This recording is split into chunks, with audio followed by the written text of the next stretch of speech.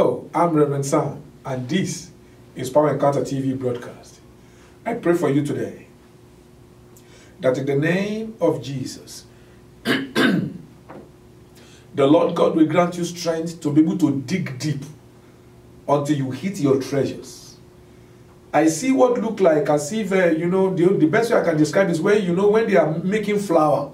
And I see it, muddled together. But inside that flour, at the deep down, I see something that looks like silver.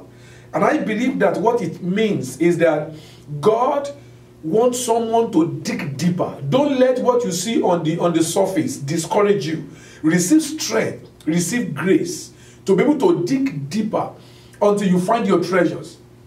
In the name of Jesus Christ, I pray that the eyes of your understanding will be open. And I shut your eyes to every distraction to your effort at breakthrough in the name of Jesus. Thank you, Father. Blessed be your name. In Jesus' mighty name. Amen, amen, and amen. For some episodes now, starting today, I'm sure you know that my telecasts come up Monday night by 8 p.m., Tuesday morning by 7:30 in the morning and 11 at night. Thursday morning by 7:30 in the morning and 11 at night, and Friday morning by 7:30 in the morning and 11 at night. I want to go through this series of how to prepare for your miracles. I believe the vision I saw, it's actually something that has to do with what God placed in my heart, how to prepare for your miracles. I'm going to have about 4 different series on that. Now, I want us to start today by looking at the life of a king called Jehoshaphat, when he was before Elisha. The king of Israel called Jehoshaphat and said, let us go and fight the Moabites. And all of them gathered their army together and they began to go. And somehow they just lost their way. In the wilderness, they began to go round in circle in the desert. They were just going around. They were going around. They couldn't find a way. All their food got finished. All the water got finished. And then they were stranded. They have not met their enemy. And right now, they couldn't even find a way to the camp of their enemy. I know many of you are like that watching me right now. But I pray that in the name of Jesus, God will open your eyes to the secret stronghold of the enemy against your destiny. Whatever that may represent, the Lord God will open your eyes to it. And when He does, I want you to take your stand by faith and overcome in the name of Jesus. But that's not my message for today. When Jehoshaphat got before Elisha. Now read from verse 14 of 2 Kings chapter 3. And Elisha said, as the Lord of hosts liveth, before whom I stand, surely were it not that I regard the presence of Jehoshaphat king of Judah, I will not look towards thee, nor see thee. But now bring me a minstrel. And it came to pass, when the minstrel played, that the hand of the Lord came upon him. And he said, thus saith the Lord, make this valley full of ditches. For thus saith the Lord, you shall not see wind, neither shall you see rain, yet that valley shall be filled with water, that you may drink, both you and your cattle and your beasts. And this is but a light thing in the sight of the Lord. He will deliver the Moabites into your hand, and you shall smite every fenced city and every choice city, and shall fell every good tree, and stop all wells of water, and mar every good piece of land with stones. Verse 20. And it came to pass in the morning, when the meat offering was offered, that behold, there came water by the way of Edom, and the country was filled with water. Now, what I want to show you today, what I want us to focus our mind on, is what happened before the water flow. These kings and their people, they're short of water. They were looking for a way that God will supernaturally provide water for them. But don't forget the title, How to Prepare for Your Miracle. When Elisha finally had the hand of God upon him, and God opened his eyes, Elisha gave them an instruction. In verse 16, he said, thus saith the Lord, make this valley full of ditches. They were in the valley. Now, I want you to understand that a valley is a low place beside 2 mountains, right? So, ordinarily, if water is supposed to come, it will naturally come into the valley. But you see, God said to them, dig gutters, dig trenches, dig container so that as the water is coming, there will be container that will be able to contain the water for them. Now, we may read that verse and we don't seem to just picture how hard it may be. Imagine army of like 1,000 people. I know there are more than 1,000 people. The kind of water that they will need, that determines the amount of ditches that they are going to have to dig. They have to dig very mighty, massive trenches, like God has, you know. They have to dig massive, big one. You can imagine it like a swimming pool, but maybe like from maybe like for like 1,000 yard or 1,000 mile or something like that, just so that when the water comes, there will be a container. One of the problems that many of us have is that we are praying for miracle, but there's no container. There's no ditches. So when the miracle comes, it's more or less like the miracle will come, you will celebrate it, but you cannot use it because you didn't have something to contain it. But this is what I'm saying. They had to make effort. You can imagine them in the wilderness. I think they will not have daggers and stuff to dig the ground. Maybe they have to improvise. Maybe they have to start using their sword to dig the ground. You can imagine the effort that it took for them to dig long trench that will be big enough to contain the water that they are going to need. What am I trying to say? Miracles don't just happen. God will do the miracle, but you must know that there are work expected from you if your miracle is going to last. The Bible says, you know, God said to them, there will not be rain, there will not be wind. And the scripture tells me that by the time the time came for the offering of the meat offering in the evening, water came. Where the water came from, they don't know. So the word of God came to pass.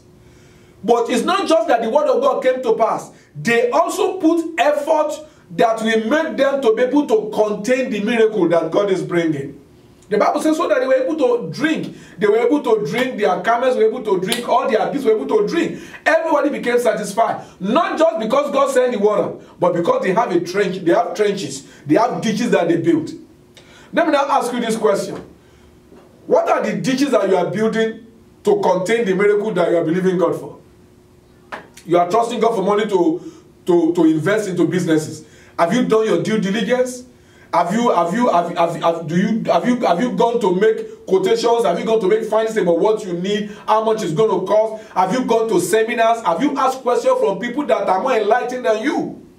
You are looking for fruit of the womb. Have you gone to see the doctor to know whether what you need has to do with medication or it is impossible with men? You've got to build trenches. If you are sick in your body, you have to build trenches that will contain the anointing. What do I mean by that? You need to feed yourself with the knowledge of God's word about how to receive the healing miracle and to be able to keep it. Because it is one thing to receive healing miracle, it's another to be able to keep it. Just like the water came. The water came, the healing anointing will come, but you have to be able to know how to keep the miracle, and that's where someone like me is very relevant in your life. You need understanding of how to keep the miracles that God gives to you. Maybe you are someone that is under satanic oppression, attacks here and there. Someone called me earlier today, and she was talking to me about a revelation God gave her about those who are against our destiny. And you see, but what I said to her is that, listen, these and these are things that you're supposed to be doing so that the enemy will not be able to prevail. You need to build bridges. You need to build gutters. You need to build trenches. That's why you need to embrace the anointing of God that's given to me. I am a man that God has called, and God said to me, go teach my people power. So I know one of my major assignments is to teach you on how to walk in the authority of a believer. Are you expecting a miracle? You have to learn to build bridges. When I'm praying for the sick, after I pray for them, I tell them move. Why? Because that's the way to build bridges. You have to move, then you will receive the miracle. Do you remember that man that was born crippled that Peter healed by the beautiful gate? He lifted the guy up while he was still, he said, I give the name of Jesus. The guy was still looking. He lifted the guy up, and then power went into his feet. That's how to build the trenches. When Jesus met that man that was by the pool of Bethesda for 38 years, Jesus said to him, rise up now, take up your bed and walk. And the man make effort to rise up, and the power of God took over. That's how to build the trenches.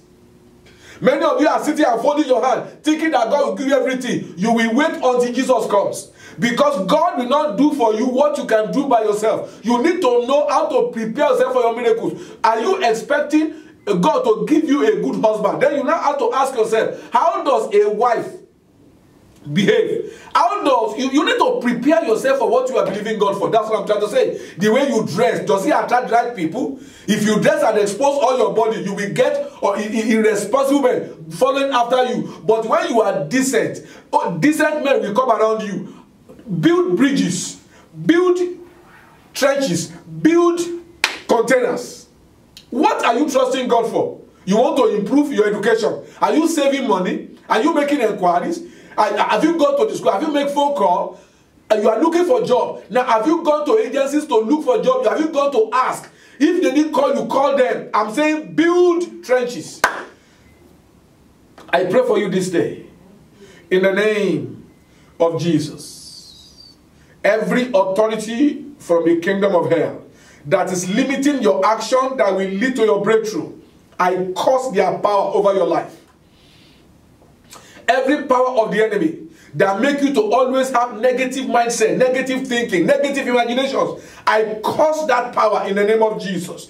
Because men and women that will receive miracle from God, they must be positive in their thinking and their imagination. I pray for you that in the name of Jesus, every authority of hell that has made your life miserable, this day the power of God destroy their power over your life. Receive healing, receive breakthrough, receive testimonies in Jesus' mighty name. In any area where somebody is watching me, you have pain under your breast, place your hand there. I rebuke that pain in Jesus' name. Receive your healing. Thank you, Father. Move it. You see a miracle has taken place in Jesus' mighty name. Amen, amen, and amen. I'm glad God has done this for you. I'd like you to join me on Facebook. Send me friend requests. My ID on Facebook is Living Witness. Send me friend requests. I will accept it so that I can be having access to our live stream prophetic messages that I send on Facebook. And I also like you to know that very, very soon, before the end of October, we are going to start the Friday night prayer meetings. It's going to be starting by 8 and ending by 9:30. I will give you the address in the next 2 or 3 weeks by the grace of God. And I also want you to understand that you can be a part of those who help us to succeed, you know. You can say, okay, I want to carry the burden of the Lord. If my ministry has been a blessing to you, why don't you join up with me so that all of us can reach out to more people and get more people blessed? You can do that by your prayer. You can do that by financial support.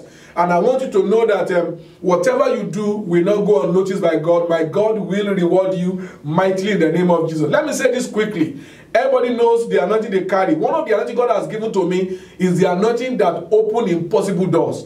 And to everyone that supports and help my progress, you will have testimony of God opening impossible doors in the mighty name of Jesus Christ. I'm going to go right now, but you can get back to me. Let me know what God has done in your life and watch for subsequent episodes of this series because it will be a great blessing to you.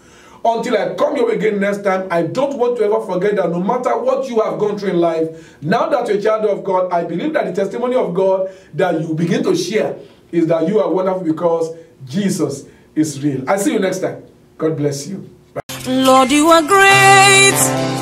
Thunder announce your presence. The storm announce your power.